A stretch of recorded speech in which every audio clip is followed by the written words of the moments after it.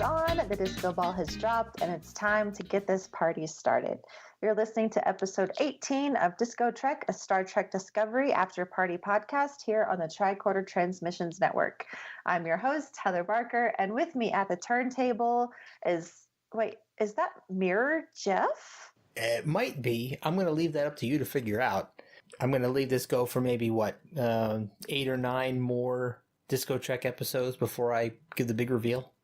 Oh, no. Well, let's start with our fan theories now, but he's my co-host, Jeff Hewlett, so hi, Jeff.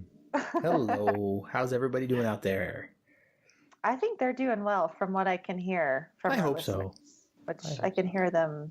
They send me psychic signal. Okay, I'm not even going to go there. Are you an empath? Well, yes.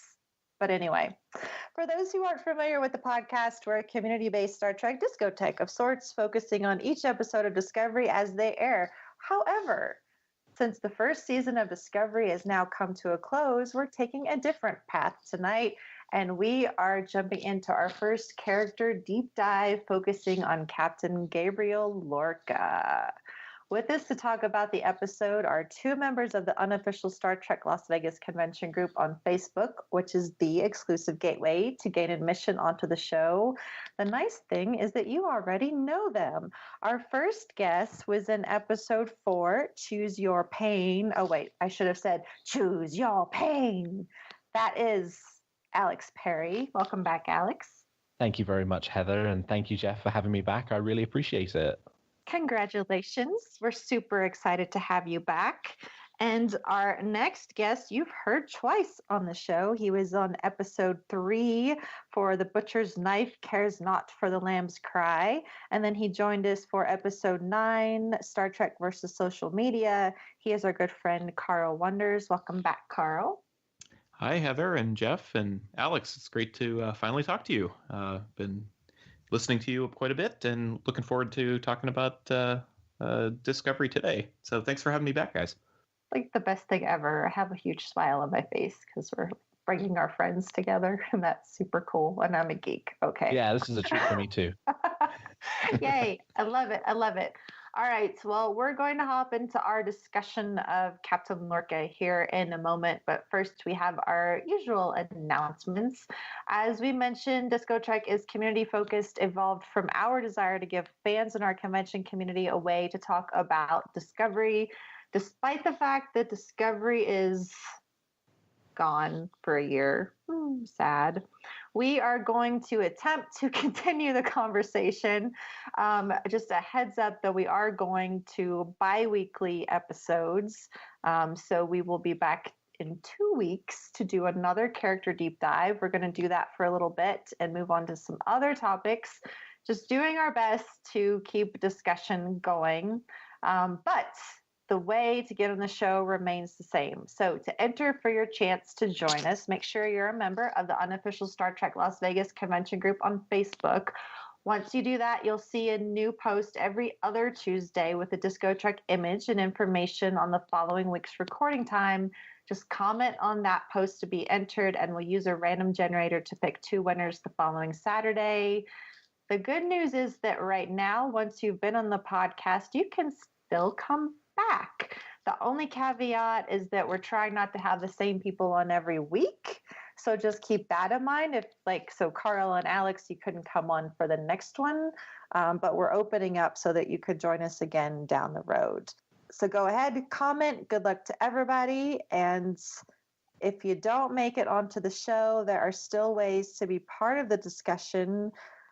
The main way is to give us a phone call. So, Jeff, do you want to let people know how they can do that? Absolutely. So if you don't make it onto the show and you still want us to have your feedback live on the air, you can call our voicemail line at 609-512-LLAP and leave up to a 2-minute voicemail for us to play on the show with your feedback. We'd love to hear you, and we've gotten quite a few of them, and I'm looking forward to getting more of those. Yeah, they're lots of fun, and we love to hear from you guys, so please keep sending them in. In the meantime, we also have a Patreon account, and we just a few weeks ago, released our first Patreon reward roundtable, which was a general discussion on the season of Discovery. We're going to try to do those once a month on different topics. So if you would like to join us as a patron on Patreon, Jeff can tell you a little bit about that as well. Absolutely can. You can find our Patreon page at patreon.com/the-tricorder-transmissions, or even easier, go to our website, the-tricorder-transmissions.com, and click on the big orange Patreon link on the right-hand side. And once you join up to become a patron, no matter what Patreon level you sign up for, $1, all the way up to whatever you feel like, you will get instant access to our unedited episodes of many, many of our shows. So DiscoTrek and Shore Leave have been on there for a while. We've just added Reading Trek, which is William and Marty's book club podcast. And really, really soon, likely tomorrow or the next day, there's going to be a new Patreon exclusive episode going live. That's going to be a preview of a new show that's going to be coming to our network in the very near future, and it will only be available to Patreon patrons. What? I know, right? What? I know, right? What? Yeah, crazy stuff. I was just listening to this a little bit before the recording, and it is really, really awesome. So we haven't really spilled the beans on this new show that's coming to the network too much. I mean, we kind of hinted at it here and there, but one of our STLV family is bringing his show idea to our network, and what he sent over to us is about a 20-ish minute kind of cutting room floor assembly of things he's been recording for his upcoming episodes that will only be available to our Patreon patrons. Well, I think we'll just leave it at that. Yes. I could talk about it, but then I would talk for the whole time that we're supposed to be talking about Captain Lorca. So I won't do that. Just take my word and tune in to hear that show. It's called Trek Profiles, just so that everyone knows. And it has a lot to do with Star Trek fans. And Star Trek fans are the heart of Star Trek. So I'll leave it at that. Now that we've talked about Patreon and all the ways to contact us, it's time to talk about Captain Gabriel Lorca. Normally at this time, I'd remind you that there will be spoilers, but the season's over. So I assume you've watched the season. Otherwise, I would hope so. I wouldn't advise listening because we're going to spoil all of it for you. Generally, our show is segmented into 3 parts. We're going to stray from that format tonight just because it doesn't quite fit in with character deep dives. However, we hope to have a great organic discussion about Captain Gabriel Lorca. Wish us luck. This will be a fun one. Sorry, I'm used to format and order in my life, so straying from that gives me anxiety, but we'll manage. We're all only human. I'll move into my mirror self who's full of confidence, just like Captain Killy or something. So let's go ahead and dive in. Captain Lorca, he started off as kind of the quintessential captain that we haven't quite seen in Star Trek. I feel like the closest we could find was maybe Cisco. A lot of people, including me, were really intrigued by this captain that didn't quite fit into the goody two-shoes role that had been there prior. And shortly after his introduction, a rumor popped up that he wasn't quite one of ours. And as the show went on, it surely revealed that that was the truth. And then, surprise to us all, by the end of the season, Gabriel Lorca was no more. So we're going to do a deep dive and just talk about a lot of different things about Captain Lorca. We're going to start with our overall reaction to the character now that we've watched the first season of Discovery. So I'll start with Alex. What did you think? If you can condense it into less than 2 hours of a reaction, what are your opening thoughts on Lorca and I guess how he evolved through the season and how he ended? Yeah, so I thought that the Lorca character and the kind of plot line that there was associated with his character was actually one of the most successful of Star Trek Discovery season 1, because it sort of really interestingly merged together not just that narrative through line of the sort of concussive plot that you had throughout the season, but also in the process you got this really rich character. And I think personally, for me, I thought the twist was very successful. I did not see it coming in the way that other people did. I was a big doubter, unlike the Tyler Voke theory, which existed even before Tyler came forward. The Lorca reveal, I think, was much slower in coming. And even though I wasn't initially a fan of the idea, when it happened and I went back and reviewed the season and saw the whole execution of it, I just think it's fantastic. I think it's really clever. I think it's something that Star Trek hasn't really done before. And I thought Jason Isaacs was just fantastic in the role. I completely agree. I'm still just like unbelievable. It's just that we got Jason Isaacs on a Star Trek series. Like we've never had actors quite this, I don't know, remarkable before, I guess. And I think that's a big part of what kind of set Discovery apart from other series of Star Trek. So Carl, what are your thoughts about Gabriel Lorca?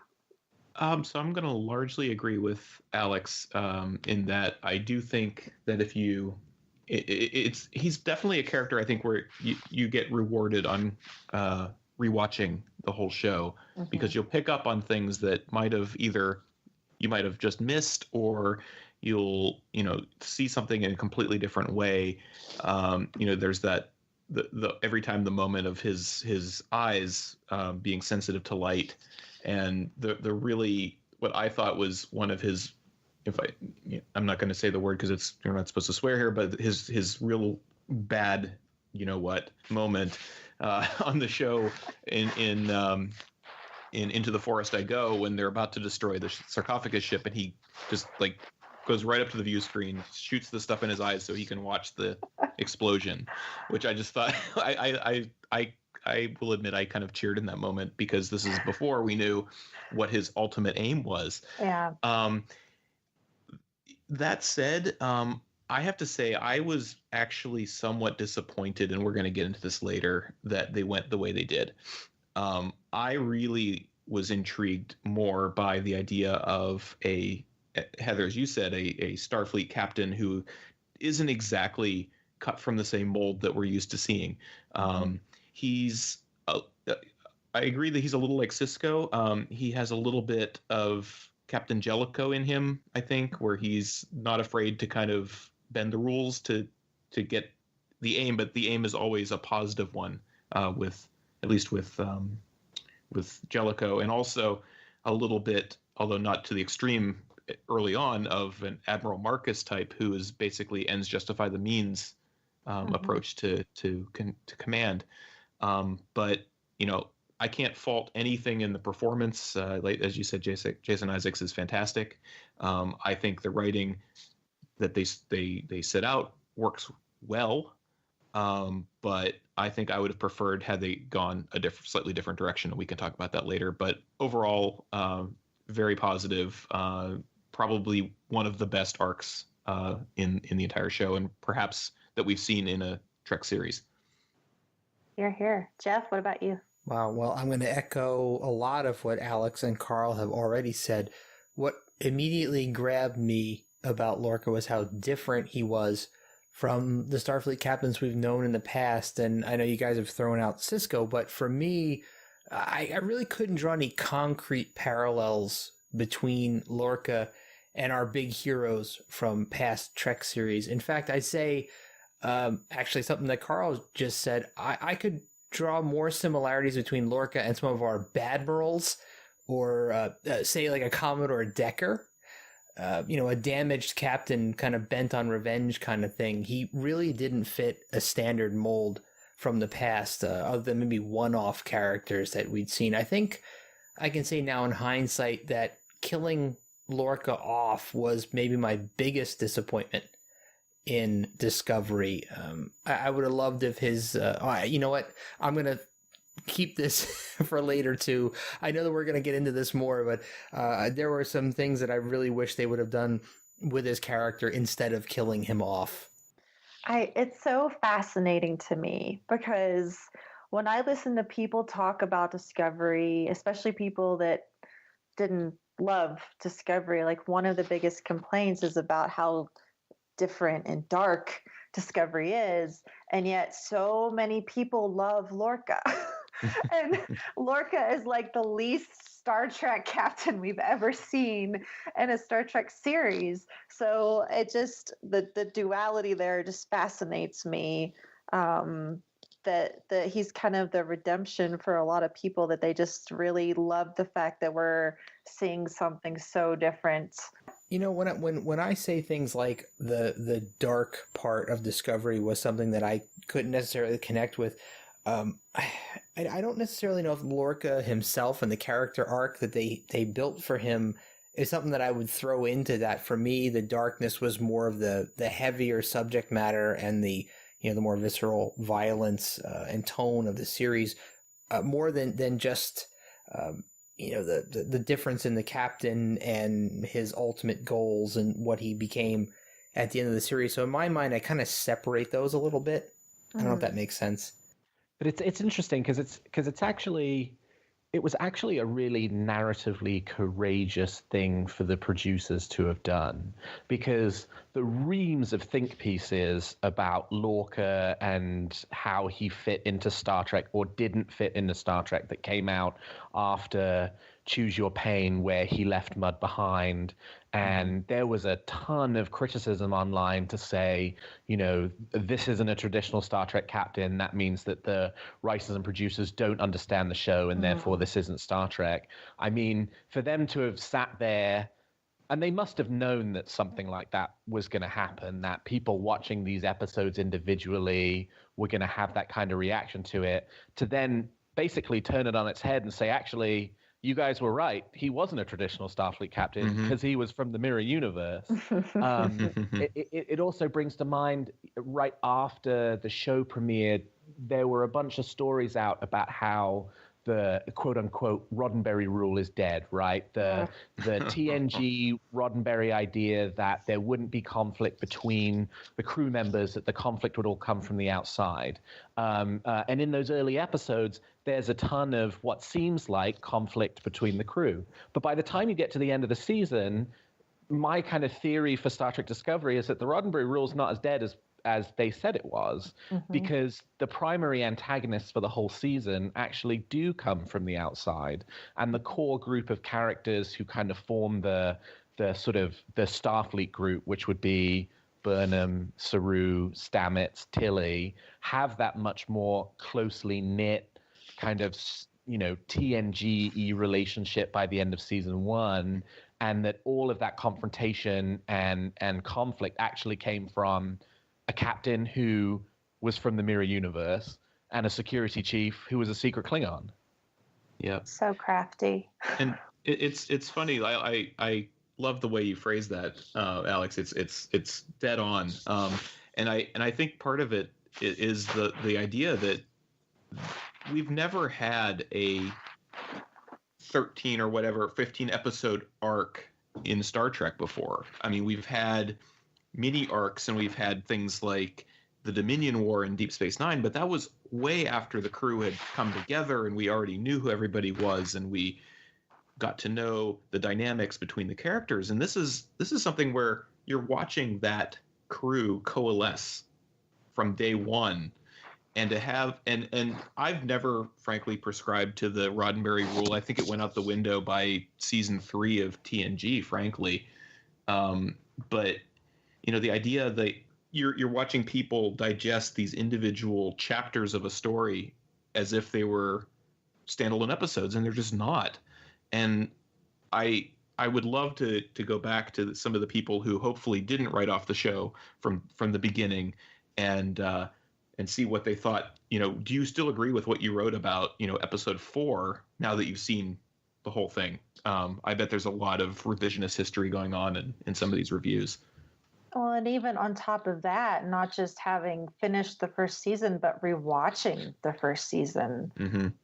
Because in doing that, I mean, I had watched, the first half of the season and then wound up rewatching it before the second half premiered. And of course, even then you don't know what's coming. And so now that it's over, I've been watching from the beginning, and it's just it's a different perspective. And I mean, specifically with Lorca, like, yeah, we know how things are going to end up, and sure, we know that Ash Tyler is Vogue and all that, but one of the things I had written down is just like, and I'll just throw it out there since this is an organic discussion, the episode Lethe, which I really, watching it the first time, I was very uncomfortable during the scenes with Cornwell, because of what happened between them, and the fact that, at first she was upset, she was angry with him, and he diverted her anger by suggesting that they have a drink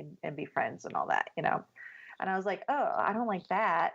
And then they're talking in private and they're having a drink, and she basically kind of starts interrogating him in her own way, and he points that out and suggests that they get friendly, and kind of diverts that with sex, and she just pops, agrees to it and joins in there. And when I first watched that, I was just like, I really don't like this. But knowing what I know now, it just lends such a different context to that episode that it's almost genius. And I really like rewatching Lethe. Lethe, the first time for me, I like the episode. I love what it gives us with Sarek, but it definitely wasn't an episode that blew me away or a favorite episode. And now watching it again, knowing what we know, I'm just like, yeah, this is one of the best written episodes of Star Trek Discovery. And so props to Ted Sullivan, because he was, the main writer on that. And then it just kind of makes me wonder, if Ted Sullivan had written this entire season, what would it have been like? Because I think the episodes he wrote are some of my favorite episodes. But I think more than any other character, it's really Lorca that adds that extra layer when you go back and rewatch the series or the season. And to me, it's just such amazing craftsmanship from the writers to be able to do that. I think, Heather, you've picked out the to my mind, the best scenes that demonstrate the different perspective and different takeaways you can have from watching the season the first time versus watching the season the second time.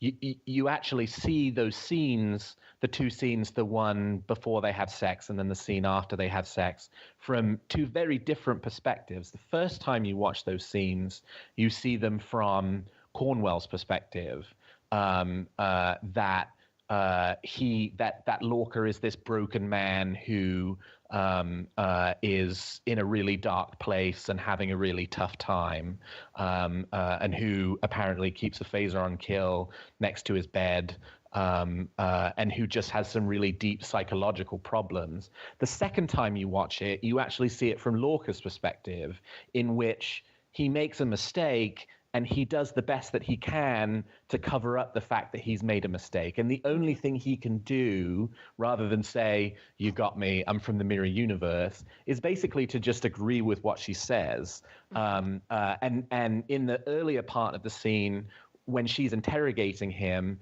I think part of the reason why he gets physical is because he isn't able to talk to her about things that happened 10, 15 years ago, because that wasn't him who experienced that earlier relationship. He is totally out to sea in that earlier part of the scene because he's not able to connect with her on an emotional level, and so physicality is the only place he can take it. Yeah, it's just so well done. And honestly, at this point, it's kind of given me some hope, like, towards other characters and their storylines and what may happen in season 2, to be vague and not bring them up again. But not every character arc kind of got settled up in this, but I thought, wow, this is just so well done, and I almost feel bad. I mean, I guess I don't feel bad for reacting the way I do, because when you see something the first time and you're seeing it from a certain perspective, you're going to react a certain way. Especially for me as a woman, watching a woman character in that position and everything that happens, I'm going to have a certain reaction. But it's absolutely fascinating to go back and re-experience those scenes and just see how masterfully they're done.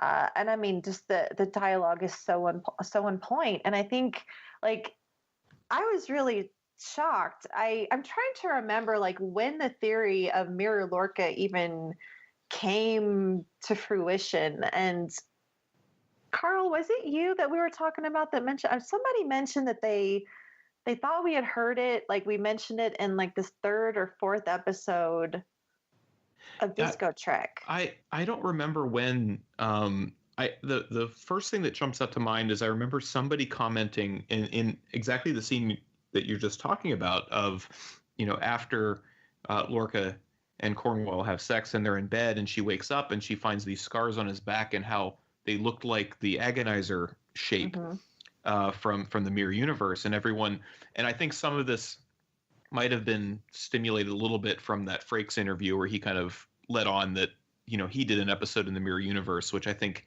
might have contributed a lot to, theories, because people, well, we know we're going there, so what are we going to do once we get there? But I don't remember when that first came up, because right around when we were, talking about Butcher's Knife and those episodes, it was all, Tyler Voke all the time. And then some people were saying, well, oh, they wouldn't have another twist like that, that's going to be the big one. They're not going to do two of them. And lo and behold, they did. I remember, like, back when Context is for Kings was on, like, there was, when we meet Captain Lorca, he's in his ready room and he says, no matter how deep in space you are, always feels like you can see home. And I remember, like, I mean, I have in my notes in front of me, like, when I watched that, I highlighted that because I was like, that's really interesting. But I can't remember if, like, at that point, I wouldn't have already thought, oh, this is a Mirror Universe character, because that wasn't something that was even on my mind at that point. So I wonder if, like, maybe when I rewatched it, I noticed it another time. But it's just really interesting that even in the beginning, at least I know that I think we were all a little skeptical of Lorca. Because when we first met Lorca, we knew that something just wasn't right. He was firm to mention that it wasn't a democracy on the ship. And even Stamets referred to him as a warmonger, and they were kind of focusing on him driving the war. And then we see his little shop of horrors, which I wish we had seen more of. That's one of the things that I was like, why did he have all of those the Gorn skeleton and the Cardassian bowls and all that fun stuff in his room that we never really got to see a whole lot about, except that was his research. But what's interesting about that is when the Gorn skeleton was there and the Cardassian Voles, and again there was a fair amount of outrage about that, right? First contact with the Gorn doesn't happen for another 10 years. Why does Lorca have a Gorn skeleton in his menagerie? But actually, they say later on in the season when Burnham's talking to Empress Georgiou I think it's in The War Without, The War Within, they talk about how the Terran Empire in the Mirror Universe extends far beyond the boundaries of what currently is the Federation, and that the Terrans have conquered much more of known space than the Federation has had contact with. And so it's not unlikely that the Terran Empire knows all about the Gorns, knows all about the Cardassians, and that therefore Lorca knows about them too. And I think that provides an answer to the, why does Lorca have a Gorn skeleton when first contact with the Gorn doesn't happen for another 10 years? It's because he knows about the Gorn from the Mirror Universe, but the Federation does not yet know about it. I really want a book, I guess, about how he happened, like how he got on the Baran to begin with, like just what happened before he got the discovery.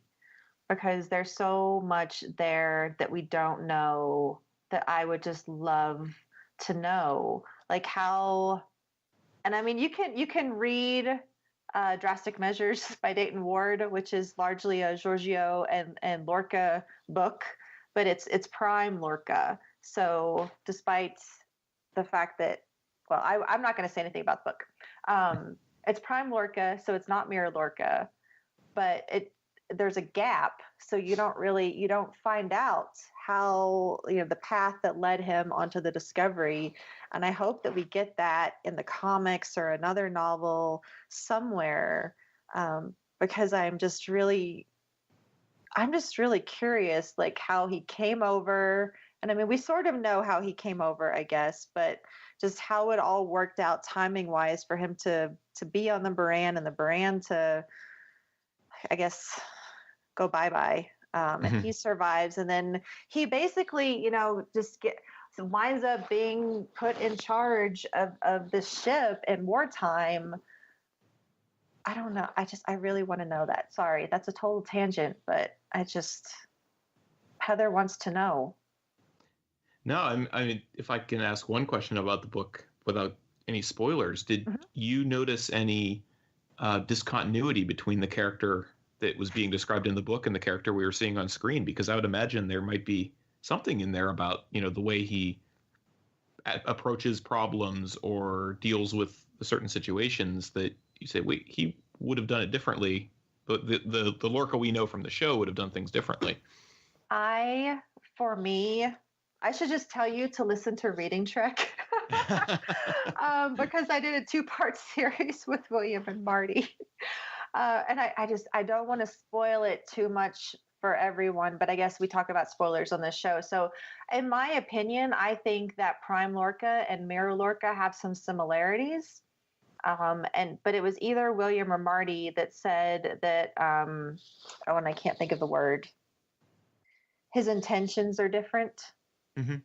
So like the intentions of Prime Lorca are very different than the intentions of Mirror Lorca, but Prime Lorca definitely has a lot of pain and is kind of a character that's set on revenge.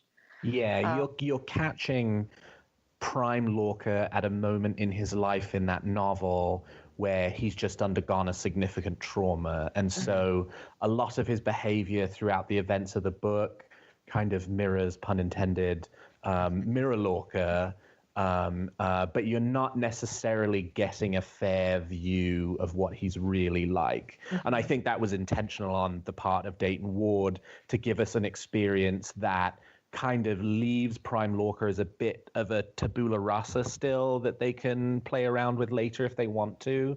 If they want to have him be similar to Mirror Lorca in being that kind of Starfleet captain that we thought he was, and we thought he was from the Prime universe in the early episodes, they can do that. But if they want to take the character in a different direction, they can do that too, because the events of the book kind of are captured in this very unusual time for the character. Yeah, read it. It's worth it. It was so good. It was so good. So everyone should read it. Like if you love Discovery, either read it or get the audio book. Both are fantastic. And then listen to Reading Trek. Okay, so we've talked a little bit. We've hinted at some of our favorite Lorca moments. And just because we're a little confined with time tonight, I wanted to talk about those. So, Carl, you had already, you sort of talked about yours. Do you want to talk about it again, or how do we do that? And you can edit this out, Jeff. I'm just trying to figure this out. We could talk about it, sure. Or okay. Which part? So it's really just like your favorite scenes with Lorca. Like, what do you feel were some of the strongest moments for the character this season? So I already mentioned the one that kind of made me fist pump before this is before you know where he's coming from. I thought what we've also already talked about, his scenes in Lethe, which I think are really very strong. And then just the way he's introduced. He's this mysterious captain who plucks Burnham off of a shuttle, who on her way to prison for the rest of her life, so to speak, and he swoops in literally and gives her this strange assignment, and you're not quite sure what to make of him, but he's immediately very intriguing, and somebody that we keep saying isn't what you expect of a Starfleet captain. But then again, he's not the main character of the show, like pretty much every other Starfleet captain we've seen, more than like a one-off or an occasional guest star. So those scenes really stand out to me. And then, if we're going to talk about other episodes in general that he's strung in, I'm a big fan of, I didn't get to talk about it, Alex did, but Choose Your Pain. I think there's a lot of really interesting stuff that happens with Lorca. I haven't said much about the Mirror Universe because when we can get into that later, I think that's he became a lot less interesting to me as a character once we got to know him in his milieu, so to speak. It's okay to get into it now. Okay.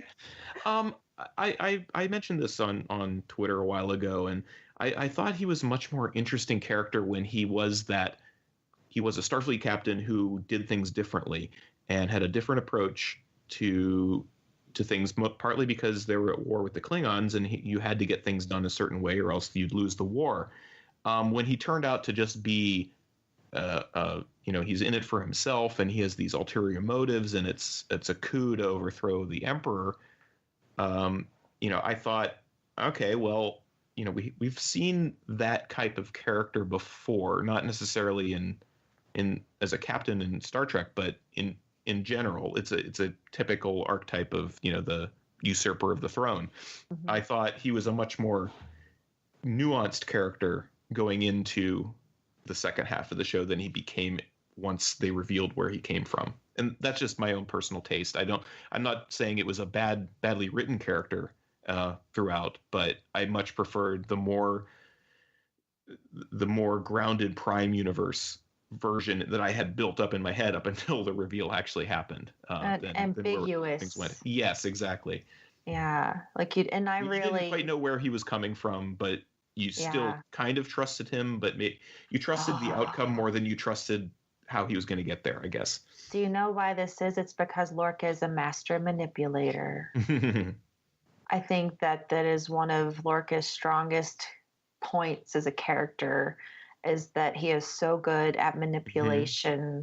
He played everyone on that ship right into his hands, even me. Like I talked about this over on Trek FM on the Edge, our themes episodes that I do with Amy and Brandy, because he came up, and just the fact of someone being so manipulative, but you still want to like them at the same time, and how dangerous of a person that is.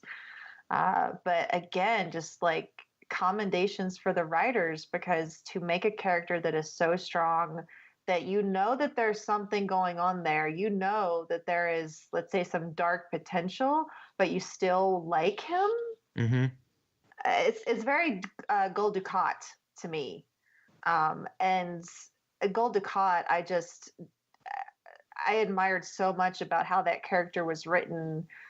His cunning and intellect, I think, is what kept me interested in him and won me over. And it was very similar with Lorca, but at the same time, I agree with you, Carl, because at the end of the day, Lorca just turned out to be a big giant creep. And I mean, I've talked about that already, but also like Gul Dukat. Yeah. By the end of the season, I really didn't have a lot of empathy or any empathy. I was just kind of like, oh, okay. And then I was surprised in the way that he was killed, for sure. I did not see that coming. I don't think many of us saw that coming. But Jeff, did you have similar thoughts about Lorca? I can't remember. Well, I don't think that my thoughts were totally similar, but maybe partially. similar. I don't think I was disappointed when I found out that he was Mirror Lorca, not Prime Lorca. I was along for the ride. I was one of those people who I pretty much annexed myself from social media for quite a while, and I read none of the fan theories. So all of the fan theories that I was exposed to were through our own show. Lorca was kind of a little bit of a surprise for me. I kind of felt like that was what was going to happen as we got into the Mirror Universe stuff, but it was still like, that's kind of a cool switch up for me. And I guess being removed from fan theory and all the social media hype, it maybe have benefited me a bit for the Lorca storyline, more so than the Ash Voke storyline. I'm sorry that you do a podcast and we ruined it for you. No, this is the best part. I like to discover stuff like that through actual conversation with friends, rather than reading random tweets and Facebook posts. Well, I'm glad. Alex, what are your thoughts? I was in the same boat as Carl right up until the reveal actually happened. I remember after Into the Forest I Go and that final moment in the episode where Lorca says, "Let's go home," and then you get that quick shot of him overriding the coordinates and inputting his own before they ended up jumping into the Mirror Universe. Lots of people were saying after that, "Oh, I think he might be from the Mirror Universe." And I was saying, no, I think that would not be a particularly interesting thing if they did it. But then they did it, and the way they did it was so well executed to my mind that I loved it from the moment it happened, and my earlier reticence about it was entirely washed away. I think that there's a real tension right now in the fan community between wanting Star Trek Discovery to be different and wanting it to be the same. I think that came through the episode before last with Marina and was it Sam, who, I think Sam's perspective and Trekyard's perspective is one very much of kind of wanting things to be more the same. And I think there are a lot of fans out there whose perspective on it is they want things to be different.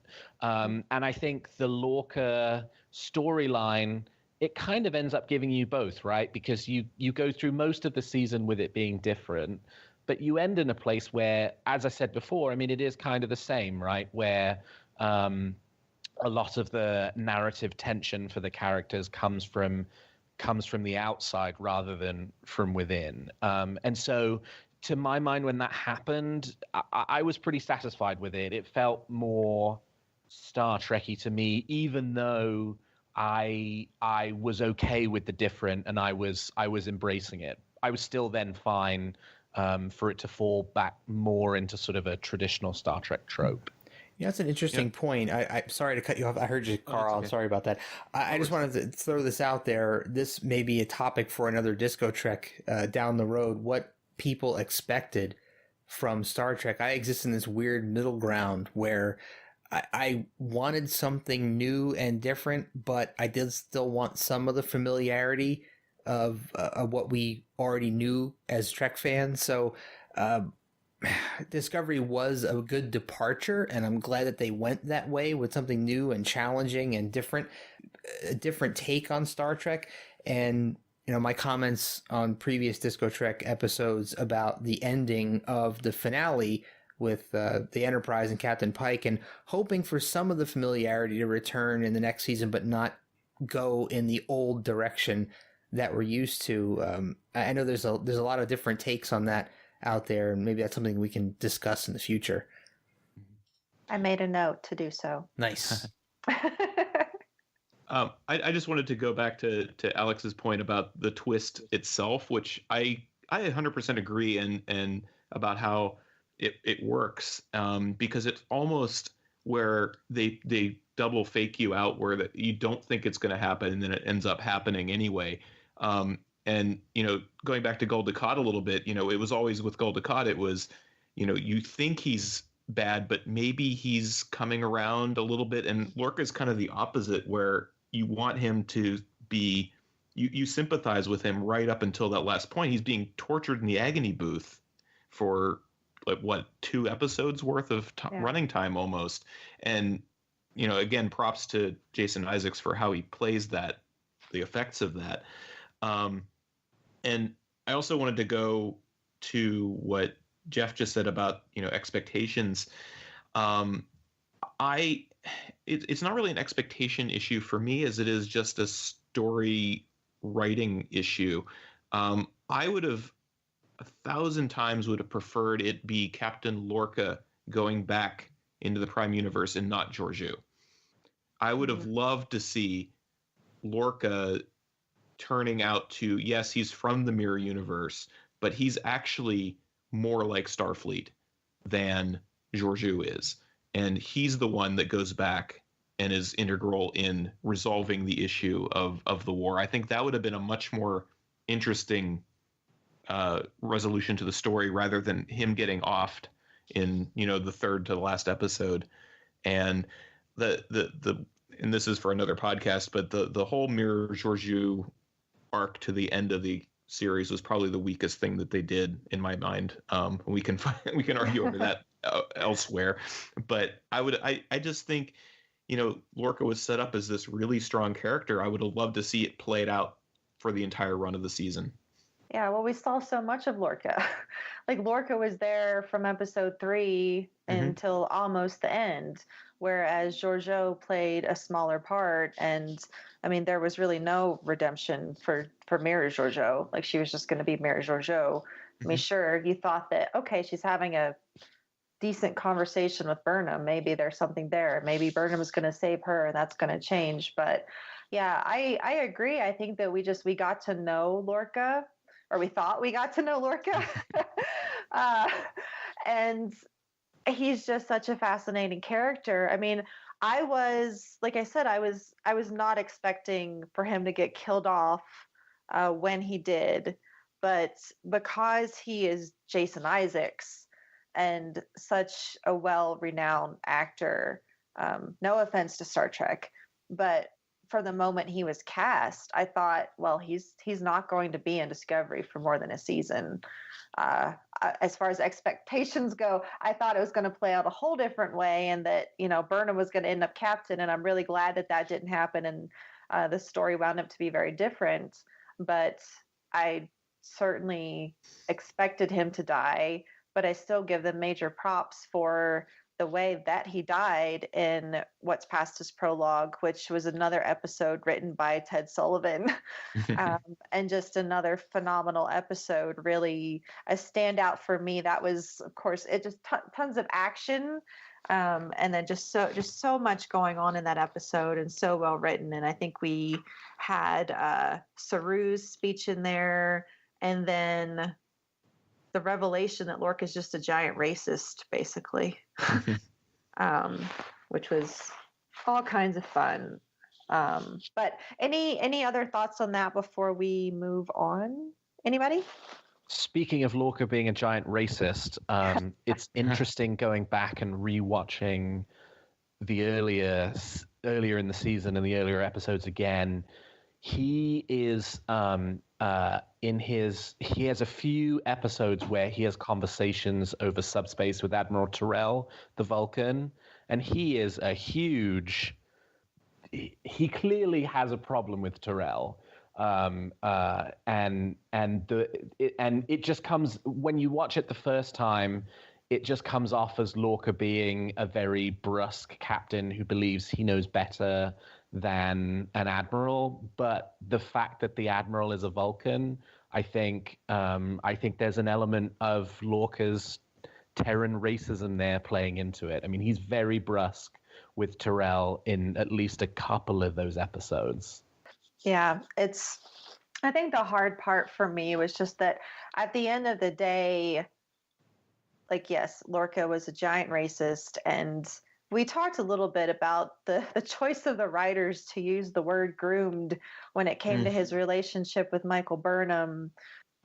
I wanted to say, well, I would think the writers would know better, but then I listened to another podcast and they felt that it was an intentional word choice, and that, that may be true. I don't know, but it made me pretty uncomfortable, and Star Trek Discovery has done a good job of making you uncomfortable here and there, and that's not necessarily a terrible thing. But again, like by the end of the day, all of the quasi admiration I had for Lorca had pretty much fizzled out, and I was shocked to see him go, but not necessarily surprised or overly disappointed. I mean, that's a tough thing, and he's just such a good character that when I did think about it afterwards, I was just like, man, I would have liked to have seen more from him. And we've not seen a body, right? Nope.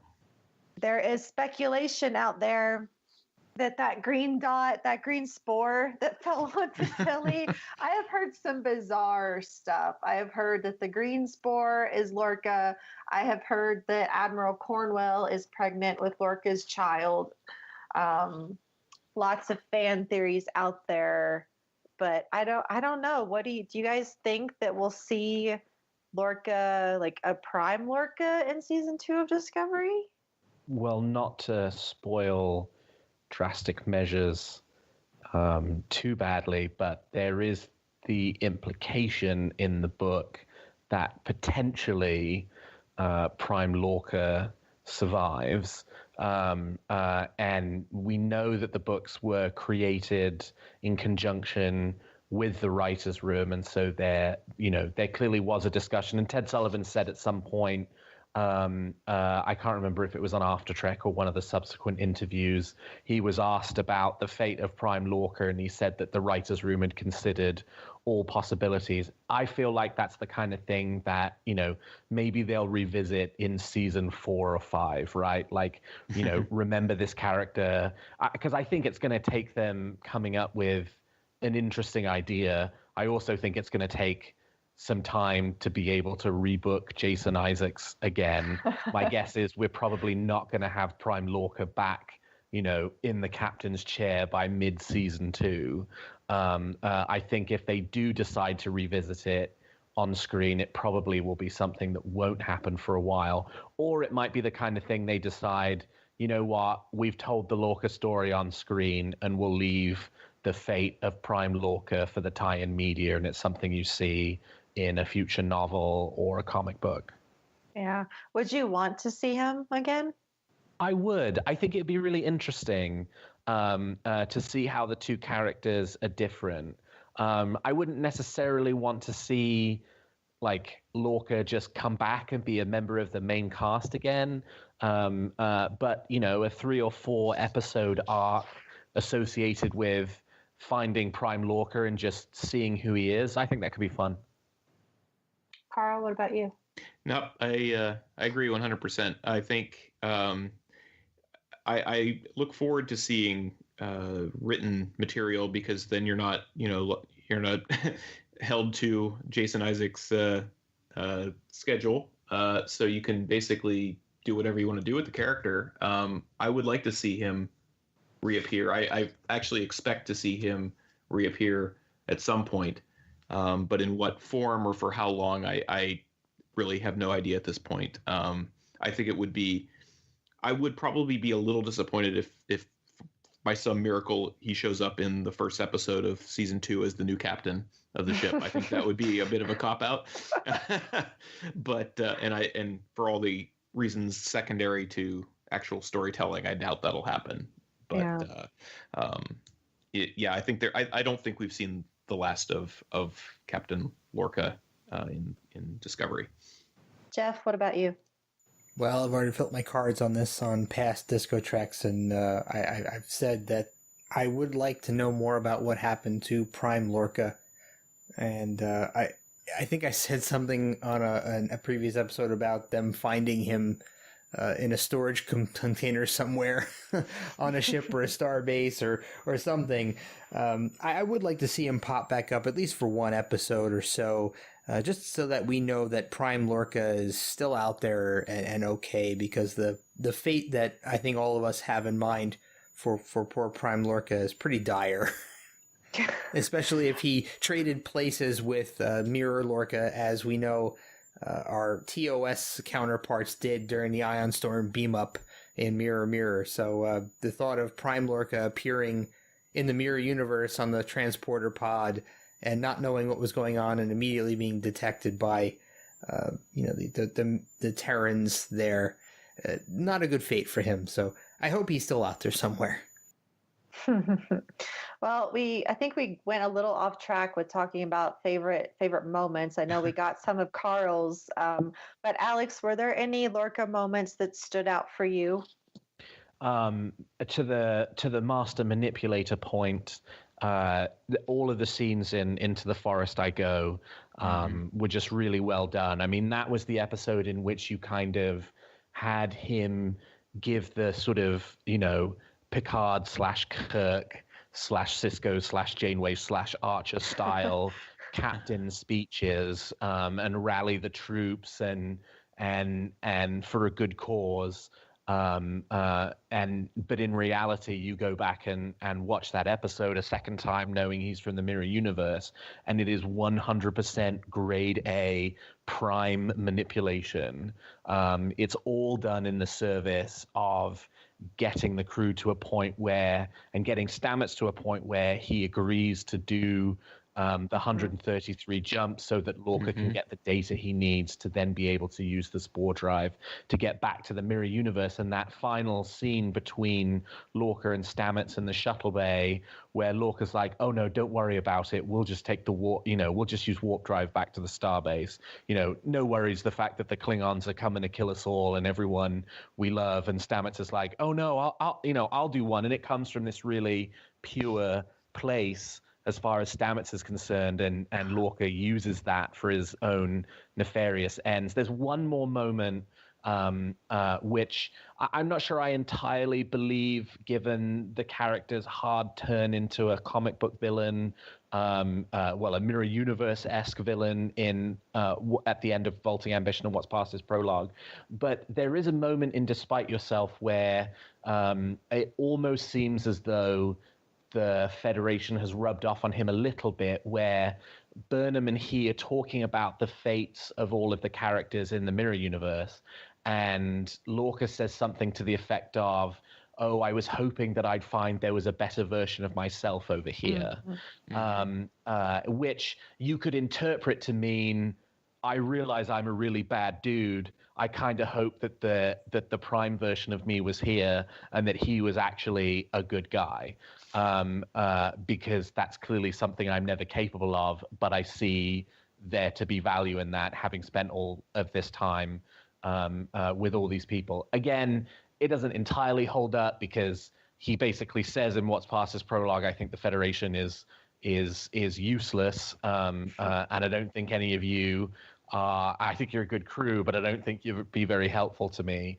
But I like to think that it did have some influence. His time in the Prime Universe did have some influence on him, even though his eventual lust for power, which seems to be a genetic trait of the Mirror Universe, reasserted itself in the last couple of episodes.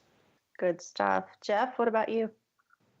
Well, I think my favorite Lorca moment is from What's Past His Prologue, and it's one of those moments that gives you a lot more to think about than just what's going on screen and what he's saying. But the part of the episode where he's talking about being an embodiment of fate, and the quote, I guess I'll just read it out here, is that Lorca is saying, "Nothing that's happened to me was an accident.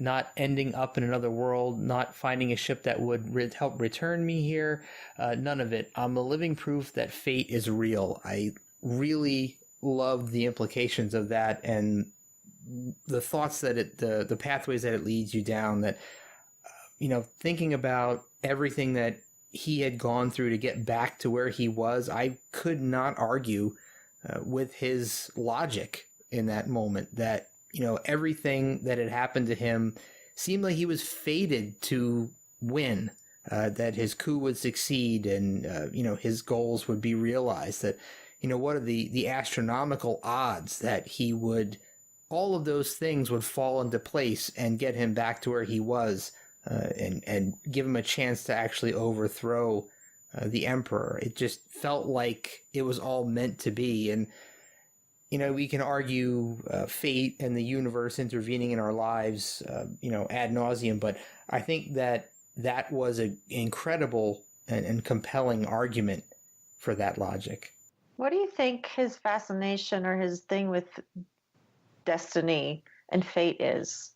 Like, what drives that? Because I think that's something that he may have kind of stumbled his way into. He was thrust into the Prime universe, against his will. He didn't know it was happening. He didn't plan for it to happen. It was that same circumstance that befell Captain Kirk and company in Mirror Mirror, where they were beaming up during an ion storm and they got switched into a different universe. And, that started his whole journey, and where he wound up. So I think that he didn't go into it with that mindset, but I think he started to believe it as he realized what was going on, and as all of the chips just fell in his favor time and time and time again.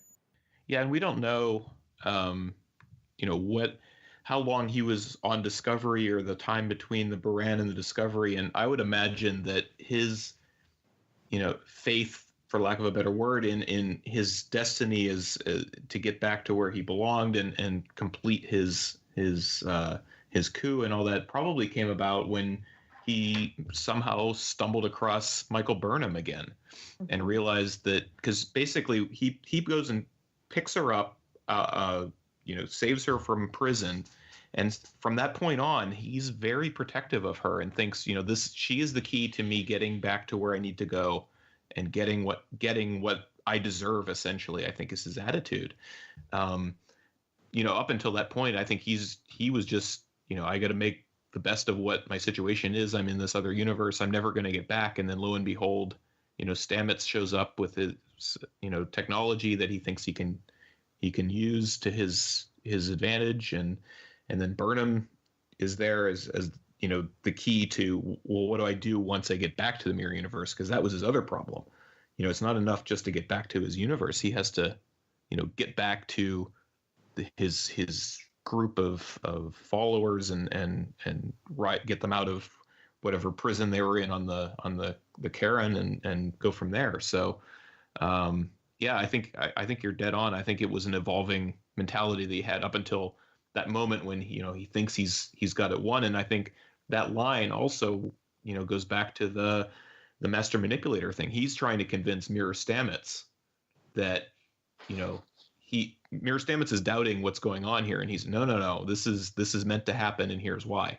So that's kind of his last real manipulating ploy that he does, other than the running around shooting everybody that it eventually turns into. I was just going to say really quickly, if you put yourself in his shoes and you think about all of the things that just went so right for him, how could you not believe that? How could you not believe that the universe was working in your favor and that fate had chosen you to succeed in your mission? There's nothing that would indicate that he wasn't meant to do what he was doing, right? All the amazing strokes of luck that occurred for him. I think it lends into a larger discussion, and one I sort of just had over on Trek FM with the themes thing, but we talked about, essentially this idea of destiny or fate versus essentially what was Michael Burnham's side, was that we determine our fate. And for me, the real message was Burnham's message that, no, we determine our future. We determine our own fate. It's not something that's self-determined for you. And I almost feel like someone needs to write a paper about how this theme applies to the entire Star Trek universe, because I feel like we've seen it before. But to me, that episode at the end of the day was saying, the Starfleet way is that, no, your destiny is in your own hands. it's not something that's put out before you. And as we saw, Lorca may have thought that the universe was paving a pathway for him, but at the end of the day, it didn't quite work out. Maybe whereas so. Bird, well, he died. So. Well, he did die, but still, I mean, so many things worked out. I'm somewhere in the middle on this entire concept. And, I do agree that we do choose a lot of our own fates, but there are things that do happen via strokes of luck that aren't necessarily in our control. So there is some middle ground here. Lorca is not 100% right, and I don't think Burnham's 100% right. I think the truth lies somewhere in the middle. We just have to do a whole other podcast about the metaphysics. Why not? Why else would he keep a dish of fortune cookies on his desk? Exactly. You find out more about the fortune cookies if you read Drastic Measures. And a tribble. What happened to that tribble? It's still there. It's hanging out. We'll never know. It's not multiplying. There's no food around, so we'll never know. It's stuck. All right. Well, we're coming up on time, so we're gonna have to go ahead and wrap this up. I don't even know if I should ask for final thoughts, because I feel like we've kind of said all of our thoughts. It seems like we all enjoyed Captain Gabriel Lorca, and that we would all like to see him return in some respect. But I will give everyone the opportunity to share some final thoughts. So Alex, any final thoughts on Captain Gabriel Lorca?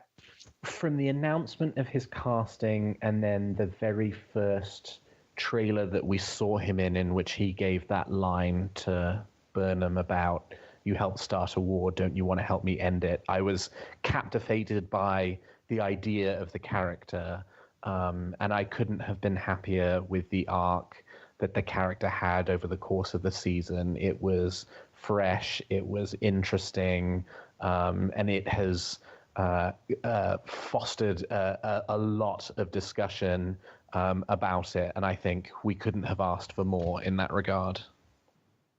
Hear, hear. Carl, what about you? Oh gosh, how do I follow that up? I mean, I can't. I agree with everything Alex said, and I think more so than almost any character I can think of in Star Trek, he arrived fully three-dimensional in a way that I'm not used to seeing, at least in Star Trek. We didn't have to. We got to know him over the course of the episodes, but like Alex said, I was already invested in him from the moment we saw him.